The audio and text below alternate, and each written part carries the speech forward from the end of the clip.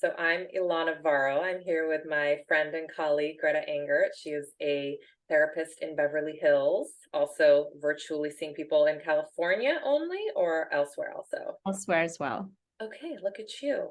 And I'll just throw it over to you to give a brief little intro, and then we're going to get into a conversation about perfectionism, specifically applying to the modern woman, and we will just go from there. Great. Thank you so much for having me. I'm Greta Angert. I'm a licensed marriage and family therapist. I have a private practice in Beverly Hills. I work with age 11 and up, and I specialize in eating disorders and trauma, as well as depression, anxiety, relational issues. But I really have honed my skills and my life experience working in the eating disorder and trauma field.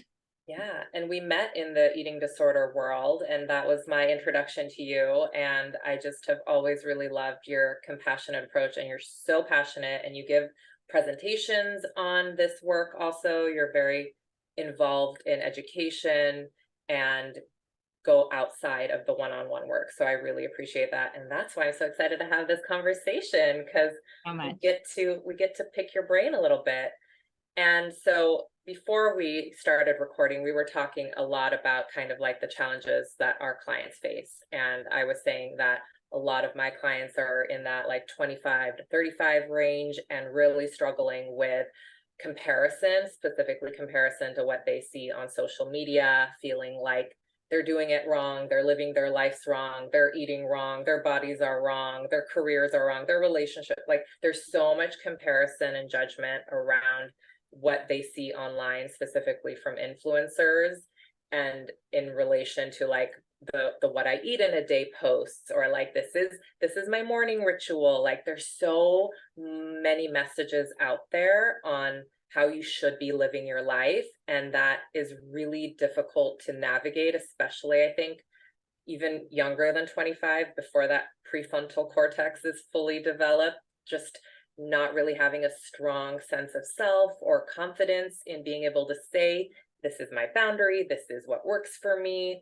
Can you speak a little bit Sure. about all that and what you've been seeing? Yes, I think social media, of course, can be amazing in so many ways. It's fun and entertaining for everyone, but it can definitely hurt a person, especially somebody who is struggling with self-esteem issues, struggling to really launch themselves into the adulting phase of life, which is really what your 20s is all about. Your 20s is about, you're out of college, you're probably working, probably starting your first serious relationship or even getting married at that time, possibly even having your first child. And social media can be a place where people feel terrible about themselves if they spend too much time on it and if they spend too much time looking at the wrong feeds.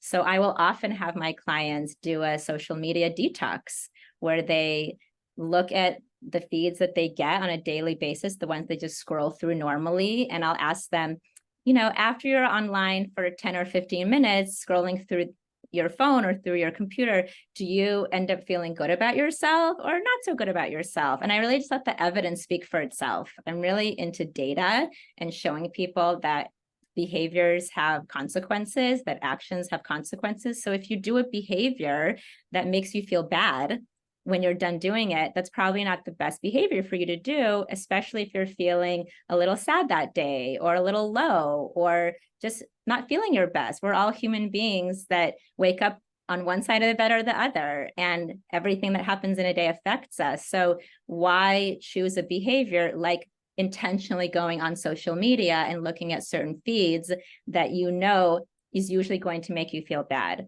And some people are better at self-regulation in terms of understanding when something makes you feel bad and being able to recognize it in the moment and then pausing and asking themselves, is this good for me right now? And so I have my clients kind of practice doing this, and I'll have people just on their own say, I went on a social media detox for 2 days this week and I felt so much better. And then when they feel a little bit stronger, then they can go back on, because we can't escape it. This is the world. This is the culture that we live in, but we can be smart consumers of the media. Yeah, that's the thing also, is like we can choose what we consume. And I think while there are things out there that are objectively not helpful, we still have to also take responsibility for, okay, I'm choosing to follow this. And like you said, checking in with ourselves. Okay, this is the impact that following this account has on me. I can click unfollow. Literally before this conversation, I was scrolling on Instagram and I saw a picture and I was like, yeah, you know what? I don't need to see that. I don't need that in my, that's like, just bothers me. Totally, like, could be neutral, but also don't really want to see it. So unfollow. And it can be taken to the extreme also of like cancel culture, and like it can, so everything in moderation, including moderation, is my Yes, favorite yes, thing. I love that. And just like keeping yourself in check, having personal responsibility, knowing how something affects you, and feeling empowered enough to make a change. And you said something really important that I want to go further into about self-regulation while you're scrolling, because I was thinking, I'm like, you must have amazing clients that they can self-regulate while they're scrolling on social media. Like, that's really challenging. What does that look like?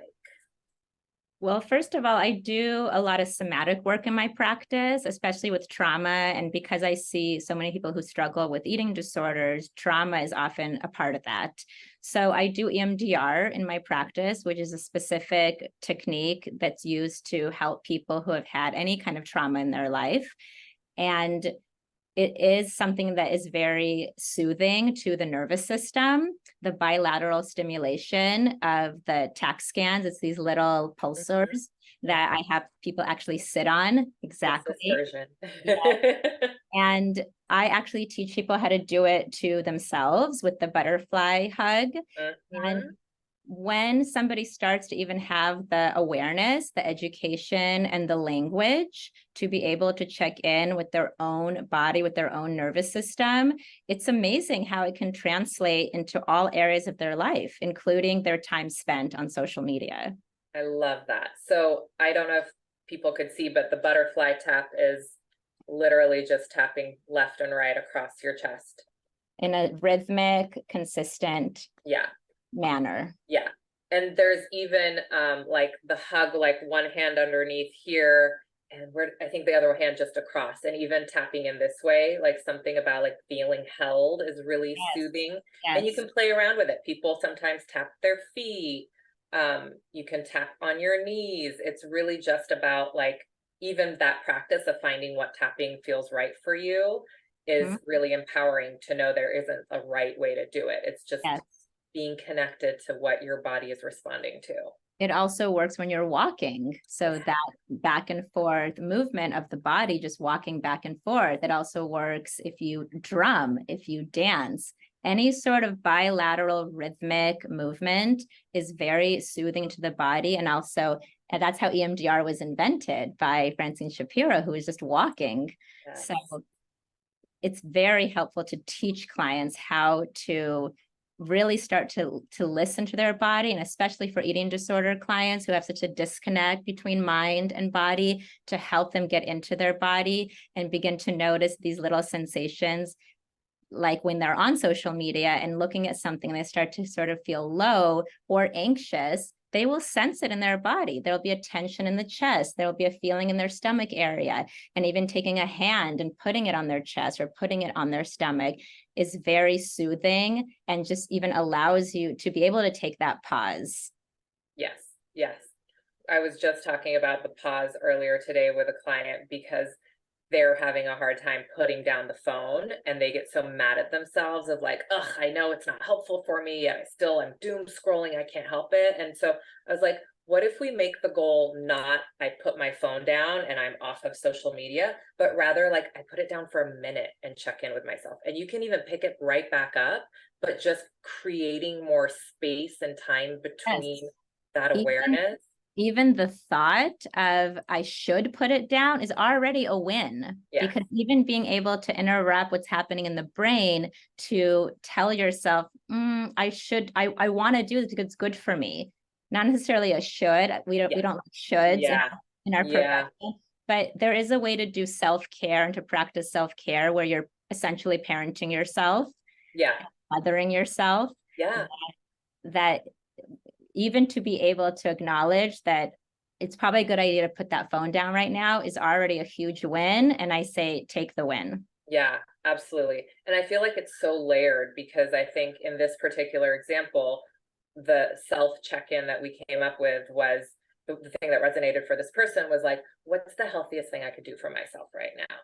And that might not work for another person because maybe the word health is kind of loaded, or they've been totally on this, complete like only healthy behaviors and taken that to the extreme. So maybe the word health is triggering, like, or healthy is triggering for this particular person. It worked. It's what they resonated with, but it can be very layered to find the right way for you to check in with yourself and what's going to get your attention, create that little awareness and pause. Yes.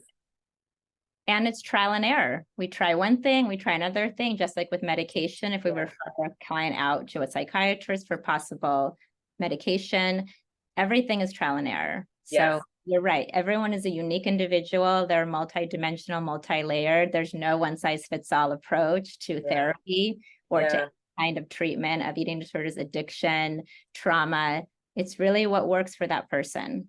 Yeah, absolutely. And on that note, I always encourage people, like, if you've had a bad experience or you didn't feel like someone helped you or you didn't get the support that you needed, please don't box all therapy or all coaching or all anything into one box of, oh, well, it's not going to help me, it didn't help me, because it's such a relatable, relational thing.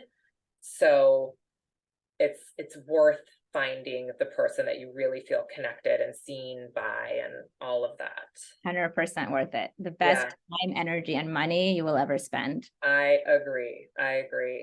What are some ways for people to develop that awareness, to be able to check in with themselves and listen to what's happening in their brains? Like, what are some of your favorite ways to guide people to build awareness? I think it takes time within therapy to start to really understand yourself, that whole concept of just self-awareness and insight building. And that starts with the therapist, with the therapist relationship, which is the number one predictor of change and success and growth as an individual, is the relationship you have with your therapist. So I think that's the building blocks. I like starting at the beginning and building that foundation. Many people didn't have a family where they felt attended to, where they felt seen and heard. And sometimes within therapy is the first time they actually start to feel these sensations that everyone should feel and deserves to feel. So once the insight building is starting, then you can really start to teach specific techniques, let's say. But it really depends on all the other factors that are happening. So if there's eating disorder behaviors or substance abuse behaviors or any kind of self-harm that's going on, or severe depression or anxiety where their life is impaired to the point where they're having trouble functioning, working, being a parent, being a student, wherever they're at in their life, you have to sort of put out the fire before you can pick beautiful curtains. So I'm very realistic in that sense, in terms of what is happening right now, and let's try to decrease all the behaviors. And then once that is sort of stabilized, you can start to really grow as a person and have specific goals. So it just really depends on kind of what's happening in the room. Yeah, I know it's hard to talk about things generally because it is so specific, which is kind of what we were talking about earlier too, is when people start to compare themselves or judge or go into the shoulds. It's different for everyone. Your lived experience is different. Your physical sensations are different. Your thoughts are different. Your expectations, your goals, your like what's available to you resource wise. Like there's so many variables. So for someone to sit and judge themselves, especially comparing to an image of someone on the screen that they might not even really know, it's just a recipe for disaster, in my opinion. I agree. In fact, in terms of comparing yourself to influencers, which is very common, this happens all the time with people in their 20s, 30s, 40s, and beyond. And the what I eat in a day posts are probably some of the most dangerous, I would say. Because, and every dietitian would agree with us that every eating disorder dietitian would. I see a lot of Correct. dietitians Yes, doing the what yes. a Thank you for dietitian eats in saying a that. day. Thank you for differentiating that, because Yeah. somebody who understands eating disorders is very different from just any dietitian or nutritionist or wellness coach. Yeah. You have to be very careful with where you're getting your information from. You always Yeah. want to get information from an educated, trained, licensed individual who has a governing board that oversees that license. And you have to be very careful of these what I eat in a day posts, because Yeah. this person does not have your body, does not have your metabolism, does not have your genes, does not have your bone structure, Yeah. does not have your same activity level, your Mhm. sleep schedule, your hormones. There are Mhm. a myriad of issues that contribute to what somebody's body looks like and how much food they need in a day and how much nutrition they need to be healthy and strong. So it is not helpful what some famous influencer puts in her Trader Joe's basket. Yeah, yeah, absolutely. Take everything with a grain of salt. And also, a great practice for awareness is noticing like what's happening in my mind and my body as I watch this. Mhm. Am I instantly saying like, oh, well, I need to go buy those things now? Or, oh, that's how I need to be eating?